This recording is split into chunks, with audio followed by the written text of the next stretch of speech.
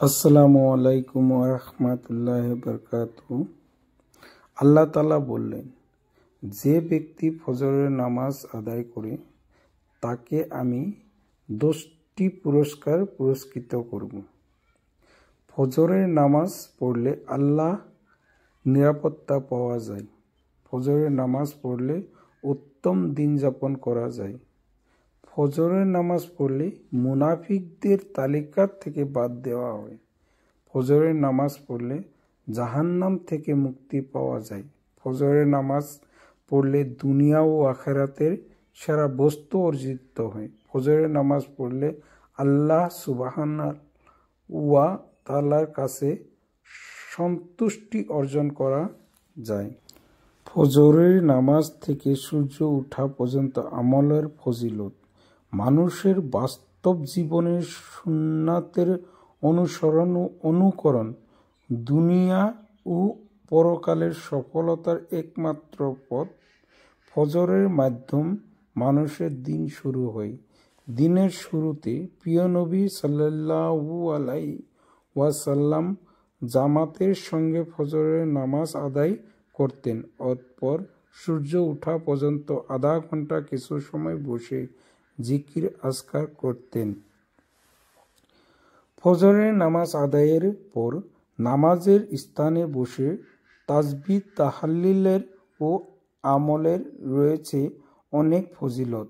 হাদিসে পাকে প্রিয় নবী সাল্লাল্লাহু আলাইহি ওয়াসাল্লামে সময় নিজে সূর্য উদয়ের আগে নামাজের স্থান থেকে উঠতেন না, বরং তাসবিহ তাহলিল জিকির আজকার তেলাওয়াত বিভিন্ন নেক আমলে অতিবাহিত করতেন।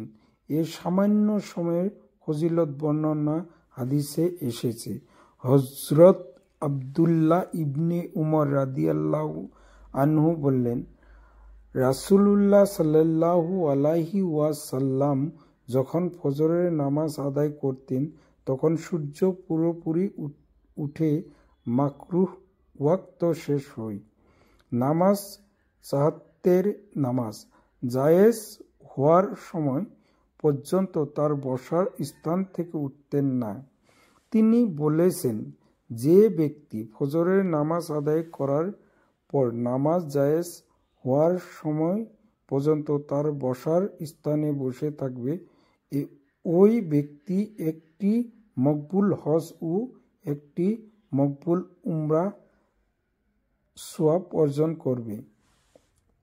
হযরত জাবের ইবনে সামুরা রাদিয়াল্লাহু আনহু বললেন, রাসূলুল্লাহ সাল্লাল্লাহু আলাইহি ওয়াসাল্লাম যখন ফজরের নামাজ আদায় করতেন তখন সূর্য ভালোভাবে ওঠার পর্যন্ত তার বসার স্থানে চারজানু হয়ে বসে থাকতেন। হযরত উমর রাদিয়াল্লাহু আনহু বললেন, রাসূলুল্লাহ সাল্লাল্লাহু আলাইহি ওয়াসাল্লাম যখন ফজরের নামাজ আদায় করতেন তখন তার নামাজের স্থানে বসে থাকতেন। মানুষেরা তার চারিদিকে বসত। সূর্য উদয় পর্যন্ত তিনি এভাবে থাকতেন। এরপর তিনি একে একে তার সব স্ত্রীর ঘরে গিয়ে তাদেরকে সালাম দিতেন এবং তাদের জন্য দোয়া করতেন।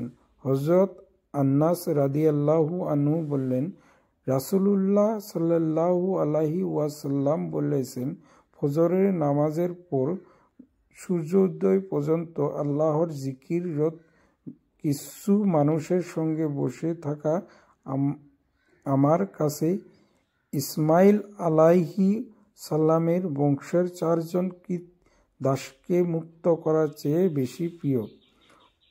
অনুরূপভাবে আসরের নামাজের পর সূর্য উদয় পর্যন্ত আল্লাহর জিকিরে রত কিছু মানুষের কাছে বসে থাকা আমার কাছে 4 দাসমুক্ত করার চেয়েও বেশি প্রিয়।